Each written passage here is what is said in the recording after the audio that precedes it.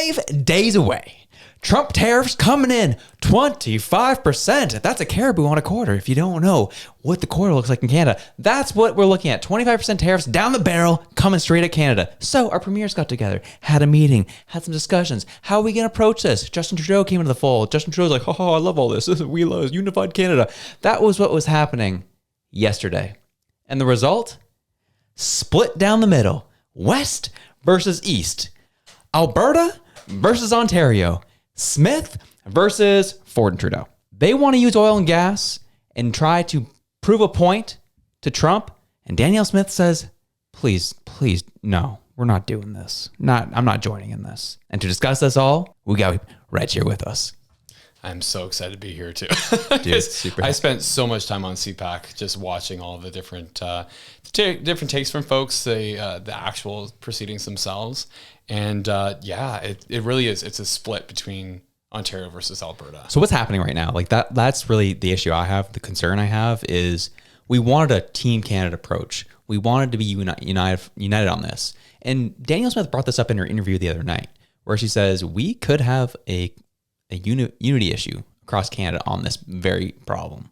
And looks like that's what was delivered to these meetings. They're not actually fully unified on it, from my understanding. No, and it's interesting because you see like some of the premiers like kind of wavering back and forth where they're like, this is going to be really bad for my province, so I don't really want to do this. So maybe we should use oil and gas and retaliatory. Yep, you got it. Yeah, tariffs against the states, but then they're going, oh well, like I kind of see Alberta's point. So you just see the kind of the thoughts happening in real time, which is interesting. One of the things that they said in these meetings was the fact that Ontario goes, well, auto manufacturing, that's Ontario's oil. It's like, that's absolutely factually incorrect. And you just see Danielle Smith just like twitching a little bit. So then that's the second question people want to know is, what is Danielle Smith's argument and what's Ontario's argument / Trudeau and Ford? Like, what is the issue here? Why are they at odds of how to approach this? So basically what's happening is that they know that the key thing that they need from us in Canada is our energy and our exports of critical minerals. Definitely. They need that. They need energy the most right away, right now. So they're like, this is where it's going to hurt them, right? And so for Ontario, where it's going to hurt them is the automotive industry.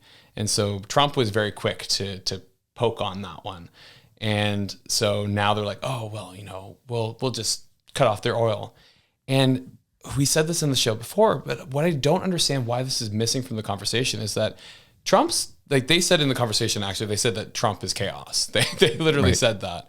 And it's like, if he's actually chaos, he would say, cool, you can put your tariffs on oil and gas. We just won't buy any. Turn it off in Michigan and you'll just watch Quebec and Ontario freeze. Like they're playing a no-win game. I don't understand how they think that we're just going to be, standing up to the bully and, they hit us with a sledgehammer, so we're going to hit them right back, to quote Doug Ford. It's just like, this is absurd. Like, you're talking about bringing a sledgehammer to a gunfight. Like, don't be ridiculous. I keep coming back to Chris Voss's book on negotiation, and he talks about understanding like what their motivating factors is. He talks about, trying to let them see the absurdity in their own argument and then use ways to craft mutually beneficial outcomes. And like, this seems to be the playbook that Danielle Voss is going by. She's going by the hostage negotiators playbook, because this is literally a hostage negotiation, and Canada's the one that's being held hostage right now. And we know it. And so what's happening is you're just seeing these premiers act so emotionally to this. And I'm like, you need to get real coaches, real negotiators, real conflict mediators involved in this, because this is not something you need to take lightly. Absolutely. It's wild. Yeah, and that's the one thing that always bothered me in general about Doug Ford. Like, he is through and through, from my perspective, an establishment politician. That's all he does. He only knows one way to deal with things. And there's a reason why him and Trudeau typically have aligned on things, because they come from the same wavelength of how their brain works and how politics should happen, which is the establishment just keeps ruining the working class here in Canada. And you brought up the good point where, okay, so say we have retaliatory tariffs and we really try to punch them in the mouth. Danielle Smith brings up the point that don't you forget where the pipelines go? Do you understand how that works? And that was like, just wanted to bring up this map of the specific pipeline we're talking about here is was it the NGTL system that goes through Michigan? That's the one you're talking about, right? That serves, you said, Ontario and Quebec. And there's capabilities, if America really wanted to turn off that pipeline as it goes to Michigan. Exactly. And Trump, I wouldn't be surprised. He's already out there saying that he's going to buy Canada and buy Greenland, renaming the Gulf of Mexico. Like, you know what I mean? He's kind of buffoonish in that way. But at the same time, like the premier's even said, that I think it was Scott Moe who said, you know, don't take everything he says at face value, but be really careful that the threat is credible. That, you know, he's going to do something. It may not be that he's going to make us the 51st state and all this other crap. You know, that's all for show. He's a showman. That's been his whole life, right? Yeah. But there's still the threat behind that they obviously see and that business owners see. And so, yeah, I could totally see him threatening to send Quebec and Ontario into a deep freeze in the middle of February. Yeah. I totally see that. Or even just for a day and going, what did you think of that, Canada? I could definitely see that happening, especially the reality of Trump is we saw him through his 4 years. The one thing that gets nations in line is that he's a madman, unpredictable. There's a reason why Putin was in line, because Trump literally threatened to bomb his capitals in Russia. Don't know if he's going to do it or not, but is that something you want to take a chance on? This is a similar issue, do we really want to take a chance that Trump is serious on the things he's been talking about? Probably not. And there was one thing that mentioned, I want to play just the 40 seconds of Ford answering the question about why Danielle Smith's not on board with them. And there's a specific word, operative word he uses, that sums this up very clearly of what is going on. I respect that she's concerned about protecting her energy, and that's her choice. That is her choice. But I have a little different theory. I have a different theory that protect your jurisdiction, but country comes first. Canada's a priority. And I don't believe in jeopardizing one sector or another. Premier Smith's oil is Ontario's auto sector, right? So again, we all have different views and we can respect each other's views. But at the end of the day, when the tariffs come, it's going to affect Albertans. It's going to affect people from BC and Saskatchewan and Manitoba, Ontario, Quebec, all the way down the road. No one's exempt from that. And all I believe in, you know, if it comes to that, let's have the tools in our toolbox to react. Let's have the tools in our toolbox to react. And that sums up why we're here in the first place. We've had our country run to the ground by people trying to run to the ground, it feels like. And now we're here and Trump is collecting on what was been run down to the ground. And now all we have is reaction. And we have, as you said, a bunch of jabronis crying, not getting on the same page, trying to figure out how they can just act tough, smack someone in the mouth. And Danielle Smith's like, guys, can we just talk logically here? But no, they just want to speak on emotion. Yeah, and I love that you paused at react, because that was exactly the problem. And also too, in that clip where he says, you know, the automotive industry is, you know, the same as Alberta's oil. It's like, no, it is not. Like, let me throw some numbers at you here. So according to the Canadian Vehicle Manufacturers Association, so vehicles are the second largest Canadian export, valued at $51 billion in 2023, with 93% of that export going directly to the US. So big chunk, $51 billion. Compare that to the Canadian oil and natural gas producers figures, which saw that $152 billion worth of exports were going to the States in oil and gas. It's triple the size of it. Not to mention the fact that when you look at the GDP for each province, so like not only are you comparing 51 billion to 152 billion, so the auto sector actually accounts for 1.4% of Ontario's GDP as of 2021. That was the latest figures I could find. The oil and gas sector accounts for 27% of Alberta's 2022 GDP.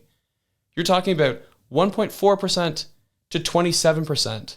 Not the same. Not the same, not even a smidgen close. Like the other part of it too is that 43% of all private investment in Alberta is in the oil and gas sector. So they're looking at this going, if you start messing with our oil and gas sector, that messes with private investment. They're going to get scared. They're going to leave. Like you're just making a mess of this. We cannot do this. Yeah. 30% of our province's GDP comes from oil and gas. We're not screwing around here. Less than 2% comes from your automotive industry. You know where the biggest portion of their GDP comes from in Ontario? Hit me. Service industry. Imagine that. Great. Niagara Falls and clean it up. Yeah. Call centers and, Yeah. and, travel agents, God knows, service industry. Yeah. So obviously you're going to look at this and go, well, it's probably, not that big a deal to play around with energy. It's a huge deal for Alberta. Yeah. They're looking at this going, this could be our ruin if you do this to us. Do not do this to us again. Because if we remember, this is exactly what happened with pipelines, where the federal government got involved, scared away the private investment. Then they were like, well, crap, we actually do need that pipeline. So we're going to buy it for way over the value. And then we're going to triple the cost of building it. And the parliamentary budget officer was like, you'll never recoup the cost on that. And Trudeau's like, cool. That's exactly what I wanted, actually. Yeah. And this is why Danielle Smith went down to talk to Trump directly, specifically, because it really has a big impact on them. And people really were crapping on her, poo-pooing on her for doing it. Well, there's the facts. Those are the numbers. That's why she did it. And I respect her for it. And do you know what the most annoying part about this is? Is Canada's Chihuahua had to have his say on all this, saying, why am I not at the table? Jagmeet Singh puts a letter out today. What a freaking guy. Sorry, folks. It's going to be a little small for you guys. But he kind of goes in through, the tariffs, the table. I want to be in we need a spot at the table. Yada, yada, yada. Listen to the first, I would say the last 3 paragraphs I find very interesting from him. Next month, a joint mission of Canada's premiers will visit Washington, D.C. to meet with members of the new American administration. And Canadian business and labor leaders engage on a daily basis with their U.S. counterparts on matters of mutual interest and concern. Bringing all these voices together to one common table will better coordinate these efforts, and it will forge the all-hands-on-deck approach this moment demands. It is unfortunate that within this context, you have chosen a prorogue parliament.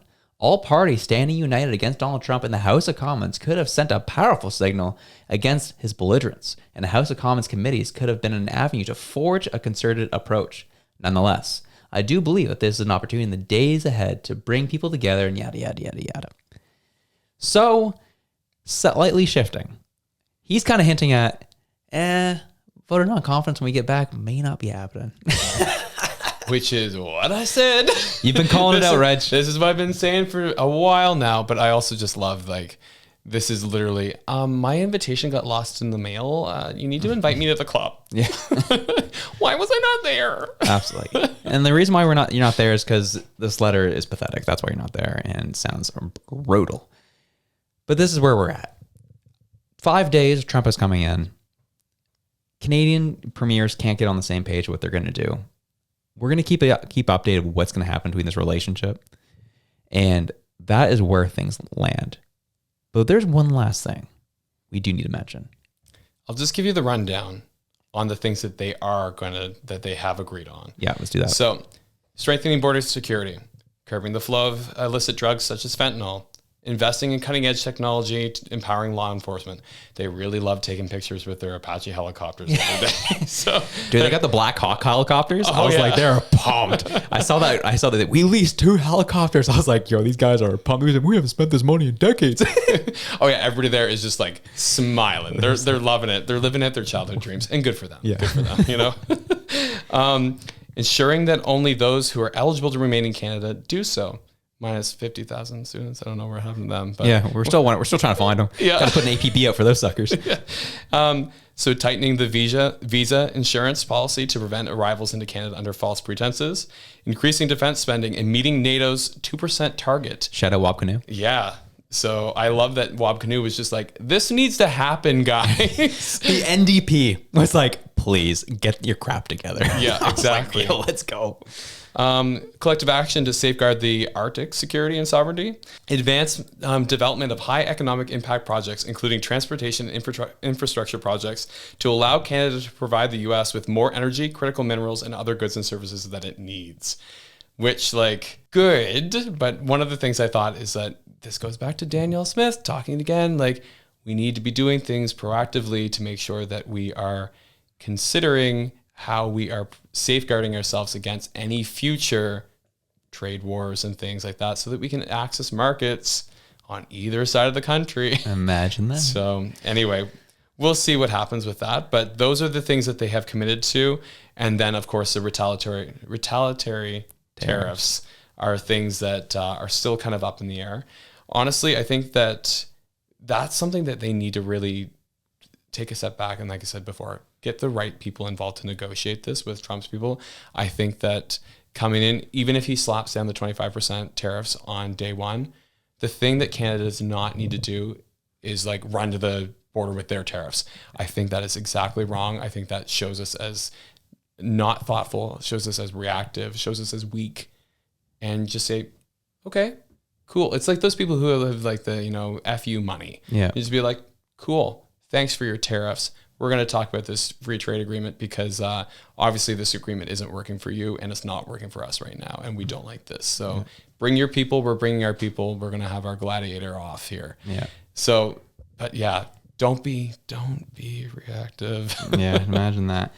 And the one thing that piece of reactionary is, I think is actually really important to talk about in all this, because it kind of just got brought up and then forgotten about, was the financial support they want to provide to Canadians if this gets really bad. Yes. Like, we want CERB 2.0. Okay. We saw how that went. Story time with Reg. Yeah. So CRA just called me up today and sent me an email saying that I now have to repay all the CERB that they sent me. Gee. And I was like, are you freaking kidding me? This was 5 years ago. I collected it honestly because my job couldn't do it because of the pandemic. But it seems to be that they're just doing this to everybody just to see if people won't respond, because you have 30 days to respond to it. Otherwise, you're stuck with it. And so I'm guessing that they're just going to do this, hope that the emails go to people's junk emails, and just stick people with these massive bills to try and pay back the massive amounts of spending. And so I totally see this rolling out in exactly the same fashion, where they give people a bunch of money, they claim that it's going to come from the counter tariffs and that's how they're going to free up money. But they said that includes and not limited to the distribution of revenues from potential retaliatory tariffs as quickly as possible. It says includes but not limited to. So that means they're going to dig into the pot to then pay private businesses, pay private citizens, and then hope that that's somehow going to make everything better. As if they didn't learn from the inflation that was created from the first time they did that. Nah, man, you got to put Canada into the coffin and nail it shut before Mark Carney shows up. That's what that is. That's what that exactly breeds. And I know this is kind of going off another topic, so I guess we just got to end it. But that's where it goes back to, I was really concerned about that Mark Carney interview I watched, because this is the type of stuff he's really interested in. These types of programs that really murder the country that we currently know. Yeah, well, it's anytime you start printing money, giving it out to people, and creating dependencies, like this is what happens. Like you destroy the private sector, you destroy the value of your dollar, the purchasing power. Like it's all tied together. And every bad thing that you saw come out of the result of COVID, that will happen again if they try and use the same recipe for these tariffs, because we saw what happens. Yeah, exactly. Well, that's all for us. Hope you enjoyed it. Enjoy your day. We're out.